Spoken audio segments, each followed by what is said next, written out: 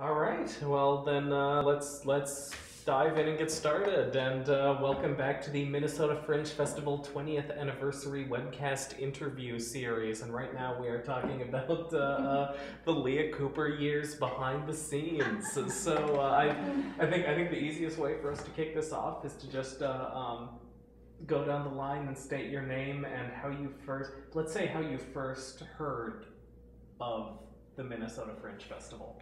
Okay, I'm Penelope Free, and I first heard about it when I got invited to choreograph a piece in someone else's show in 1999. No. And I said yes, and it was the time of my life. I absolutely love the Fringe, and that's what made me kind of fall in love with it, and I credit the Fringe for giving me my start as a choreographer. No. I'm Amy Hubbard, and I first heard of the Fringe through a friend who had another friend who was, Beth Parkhill was interested in the Fringe. And I just moved back to town and she talked me into getting involved. Let's see, I moved here from California in 1998 and I signed up to be a member of the Playwright Center because I was writing a lot of plays then. And they told me about it. They said, if you want a good deadline, because I said, I just really struggle with not getting things written. I need a deadline. They said, if you want a good deadline, sign up for the Fringe. And then they'll give you a deadline. So the next year, I actually did sign up for the Fringe in 1999, I think, or 2000. Maybe it was 2000. I can't remember. One of those 2 years. It's all blurry now. Yeah. I signed up to do a show in the Fringe, and I got in, and I wrote and directed and produced a show. Cool. It was 1998 for me too, and it's almost the same way, where I had moved up here from Colorado, and I was working at a place called the Center for Performing Arts, which is on Pleasant 38th or something like that, and just as office help or something, and there were Fringe things around, and so I went that year, and then went in 1999, and then my first show in 2000. Yeah. Cool. Well, let me dive right in with you. Because you were someone, your name shows up a lot in my research of the old programs and things, that you were working on staff and on board and in a couple of different positions before you hit the executive director position. So you sort of came in as a Fringe insider. You weren't someone who applied for the position from the outside and was sort of scouted. There was no applying for positions. It was not nearly that formal back then. It was a mom and pop operation when I first got involved with Matt too. I think it was the office was above what was then the Acadia Cafe, which was then on Franklin and Nicollet. Old history. And Dean J. Seal was running it. I know you're doing the Dean Seal years, but it was Dean and then a bunch of volunteers. And so my very first year doing a show, I got sucked in like, you seem excited, want to volunteer? You seem excited, want to be on the board? You seem to know something about financials, want to be the president of the board? It happened like that fast, Any willing energy got sucked in pretty quickly, So I had many job titles, but they happened in rapid succession. Yeah. I went from Fringe producer to volunteer to board member to board chair within, I'm pretty sure, 4 months or something crazy like that. Let me kick this over to you right now, because one of the big things that came up for me in my research was that you have had a ridiculous number of job titles over the years. I have you down as Office Information Manager, Webmaster, Online Services Director, Art Director, Program Cover Designer. Communications Director. I have another one now. My first thing, because certainly the capacity I know you best in is your work as webmaster for the Fringe, and I mean, first of all, how do you end up in that position? How does one become a webmaster in 2002? 2000. Well, yeah, that's when that title was created. Right. So I joined the staff in December 2000. Okay. Which was technically under Dean, but Dean didn't understand really what the web was, but Leah was a programmer, and so I actually met with Leah, I think you were board president at the time. I think so. I think it was board president. Yeah. So I met with Leah at Cafe Weird. Yeah, Mike Hallenbeck introduced us. Yeah, Mike Hallenbeck, because I had cast a friend of Mike Hallenbeck's who was running the website at the time, in my show in 2000, and I think I was the only one who had a show website that year. Right. And so Mike was quitting, and so they said he said you should get this guy. And so I met with Leah, and then that's how it all started.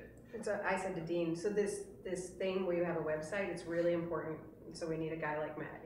Because I think you've had a lot to do with defining the sort of aesthetic of what the Fringe is for the past couple of years through the website, the work that you've done on the program and the logo. And how do you define a look or a feel for an unjuried festival, which by its nature is something that's undefinable?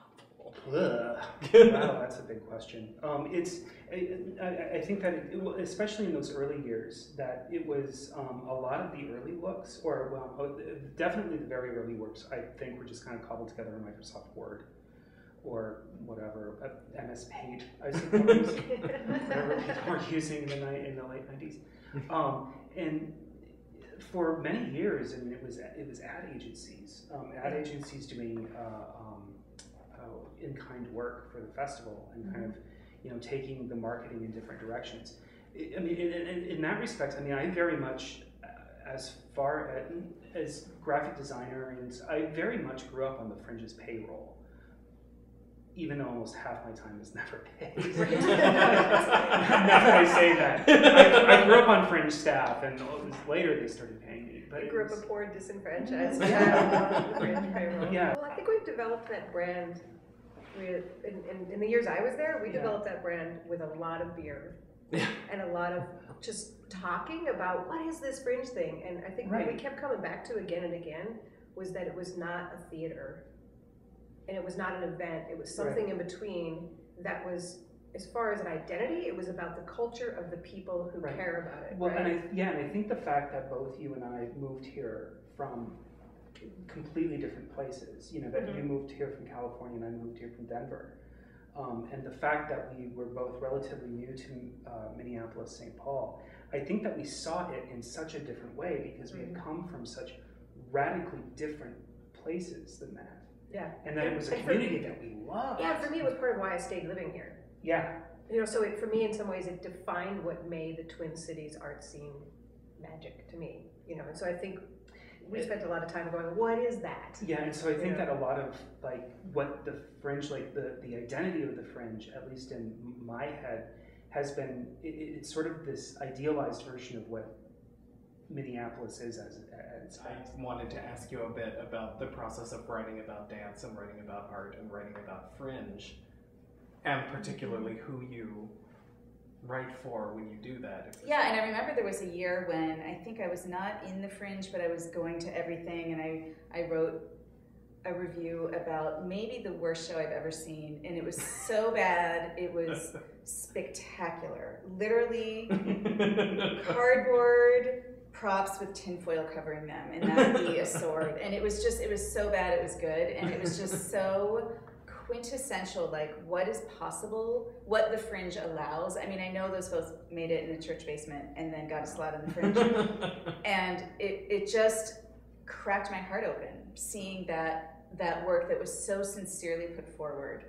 And it made me really proud. I think I was on the board at that time. It made me really proud to stand behind the notion of non-curation, and that there is room for everything, and the excellence it's a fluid term, and it's not always necessarily about being at the top of your form technically.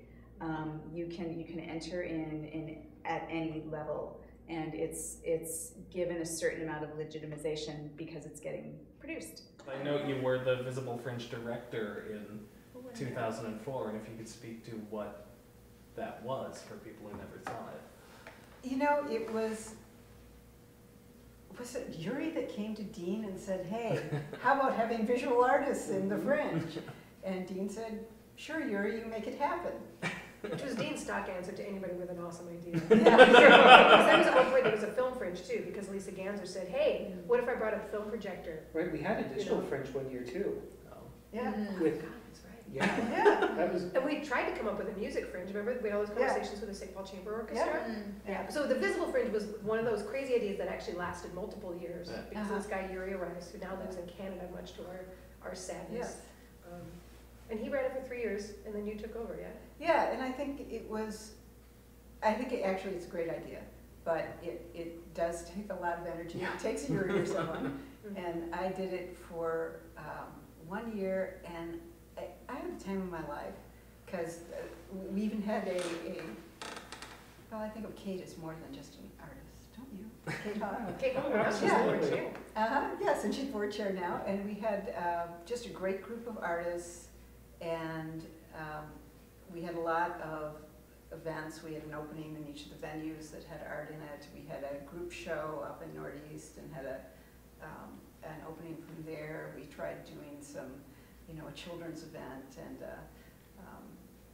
we had some spoken word showcases. It was an invitation to the artist to say, yes, you're welcome, and then an invitation to the audience to say, hey, check this out, try it, it's something else. I think that's a great point, though, because I had someone very recently say to me, well, I don't know if I should apply to the Fringe, because, the shows aren't very political.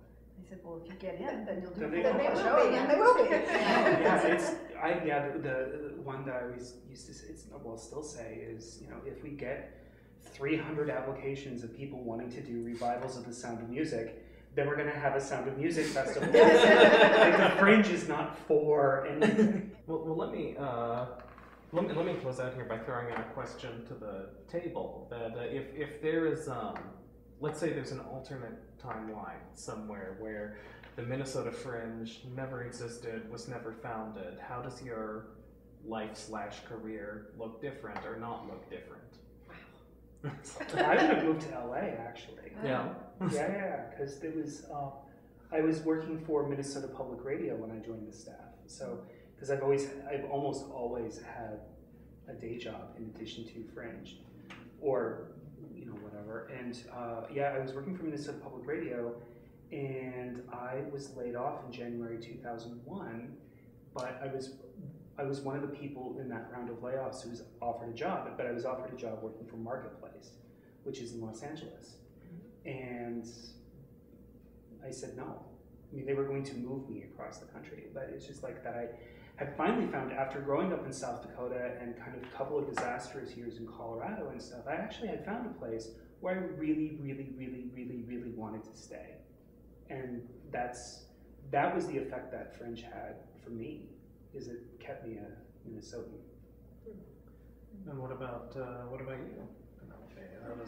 How does alternate universe Penelope look different? Gosh, I am kind of beholden to the Fringe. I have to say, it was where I got my first choreographic opportunity, and then it's where I feel like I produced a show in 2007 in this building, in the Bottling House, that I feel like was a little bit of a coming out party for me as a choreographer, because it was a bring your own venue. I had to produce it extra, bringing in a special floor and all that stuff, and then plus make this work and dance in it. And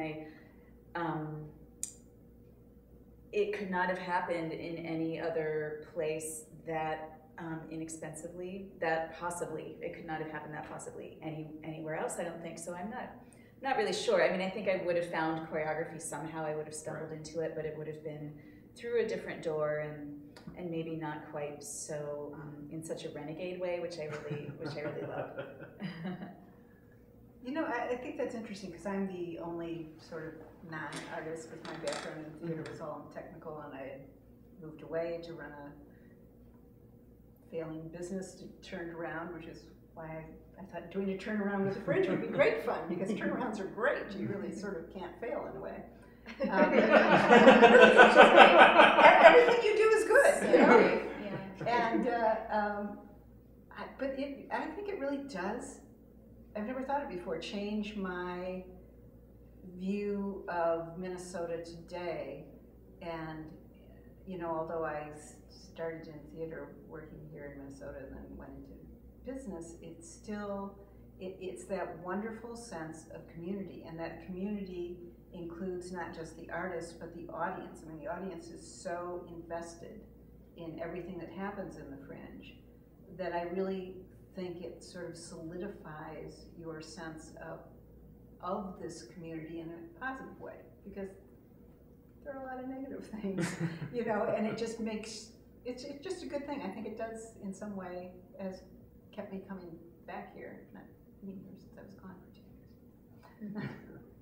Leah? Oh, it's so hard to imagine.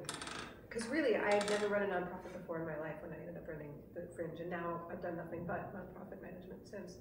So it's, yeah, I might have stayed a software engineer, though I doubt it, because I really did get bored with that. And I may not have stayed in Minnesota, which is funny, because I would have gone back to Los Angeles, possibly. Yeah, we probably would have. And then we would have met, something and else. the Hollywood Fringe would have started way faster. 'Cause we That is absolutely true. That is absolutely true. Yeah, I can't possibly imagine. It completely changed my life. Completely changed my life. All right. Well, I think that's a lovely note to close on. Thank you all for joining us, and thank you for joining us. Next, we'll be talking to some of the performers who worked during the Leah Cooper years on stage. So stay tuned for that, and thank you all very much.